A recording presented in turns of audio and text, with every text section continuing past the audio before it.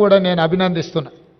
ఈ కార్యక్రమంలో పద్మశ్రీ అవార్డు గ్రహీతలు కవులకు కళాకారులకు జీవితంలో వయసు మీద పడ్డ తర్వాత వెనక్కి మళ్ళీ చూసుకుంటే చప్పట్లు దుప్పట్లే మిగులుతున్నాయి తప్ప ఇంటి ఖర్చులకు కూడా వెళ్ళని అత్యంత దుర్భరమైన పరిస్థితులు గ్రామీణ ప్రాంతాల నుంచి వచ్చిన కవుల కళాకారుల పరిస్థితి.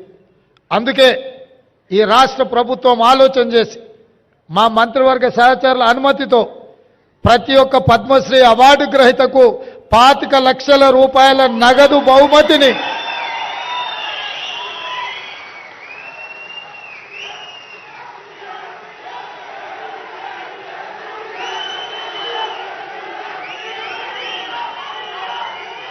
రాష్ట్ర ప్రభుత్వం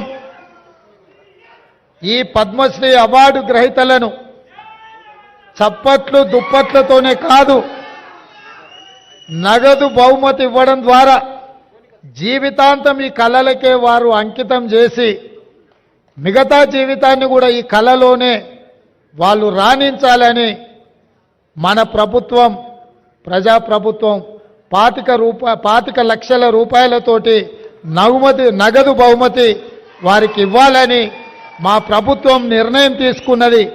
ఈ వేదిక మీదనే పెద్దలు వెంకయ్య నాయుడు గారు మిత్రులు చిరంజీవి గారి చేతుల మీదుగా వారికి ఆ నగదు బహుమతిని ఇవ్వాల్సిందిగా వారికి విజ్ఞప్తి చేస్తున్నా. అదేవిధంగా ఈ నగదు బహుమతితో పాటు ప్రతి నెల వారి ఖర్చుల కోసం, ఎందుకంటే వైద్యము ఆరోగ్యము ఖరీదైంది, ఇంట్లో చిన్న చిన్న ఖర్చులు కూడా ఈరోజు పెరిగిపోయినాయి. అందుకే ప్రతి నెల ఈ కవులకు కళాకారులకు 25,000 రూపాయల పెన్షన్ ఇవ్వాలని కూడా ఈరోజు, ఎందుకంటే వాళ్ళు నిరుపేదలు,